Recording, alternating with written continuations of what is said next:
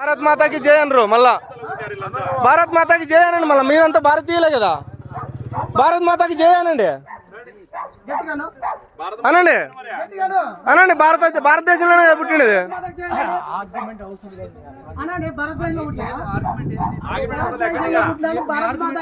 కాదబ్బా, మీరు ఎక్కడి నుంచి పుట్టినారు? ఎక్కడ పుట్టినారు? భారత్ మాతకి జై భారత్ మాతకి జై అనేకి రాదా?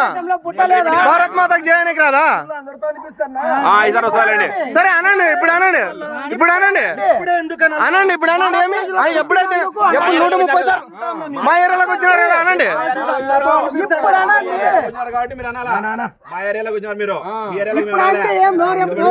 ఇప్పుడు భారత్ మాతకి జై అనేకి మీ ప్రాబ్లం ఏమి?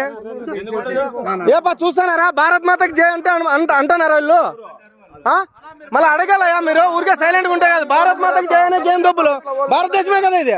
భారతదేశం పుట్టినప్పుడు భారతదేశంలో అనాలి కదా. భారత్ మాతకి జై రా. నీ తల్లికి వందనం చెప్పు.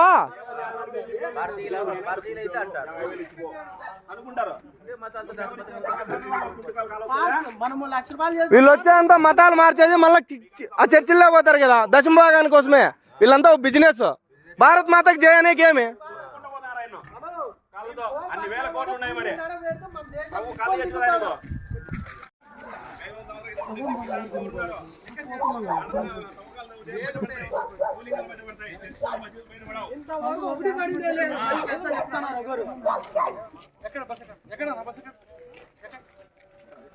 అన్నా ఇది 3వ తూరు, ఇంకో తూరు ఎడంగా బాండు చెప్తాను.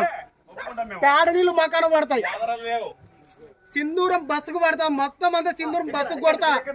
ఎవరికైనా చెప్పుకోండి, డిఎస్పీ కాకపోతే ఎవరికైనా సింధూరం కలర్ పడతా. మీ బస్సుకి ఏడైనా కానీ కనపడితే మాత్రం భరత్ మాతకి జై అంటారా మీరు?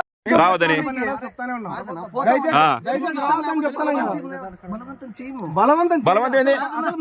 ఆడ వినాయకుని ఫోటో ఉంది. వినాయకుని ఫోటో ఉంది. వినాయకుని ఫోటో ఉంది. ఆడ వినాయకుని ఫోటో ఉంది. వినాయకుని ఫోటో ఉంది. ప్రచారం చేయడం మీరు ఎవరు దేవుళ్ళా? బైబిల్ కాదు మొత్తం బూతులు ఉంటాయి. మళ్ళీ బైబుల్ కాదు, దేవుని ఫోటోలు ఉన్నాయి. వాళ్ళని కడకు పెట్టేశారు మీరు.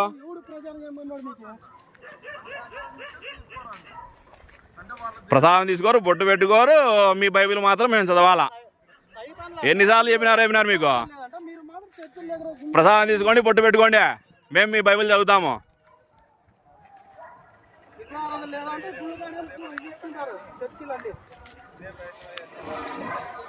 అంటే వాళ్ళ దేవుడు ఒకటే. మన ప్రసాదం ఇస్తే తీసుకోకున్నప్పుడు మళ్ళీ ఇది ఎట్లా? మళ్ళీ అదే అంటే అంటే వాళ్ళ ప్రసాదం ఇచ్చినప్పుడు మనం తీసుకోవచ్చు. మన ప్రసాదం ఇచ్చినప్పుడు అయితే బాగుంటుంది.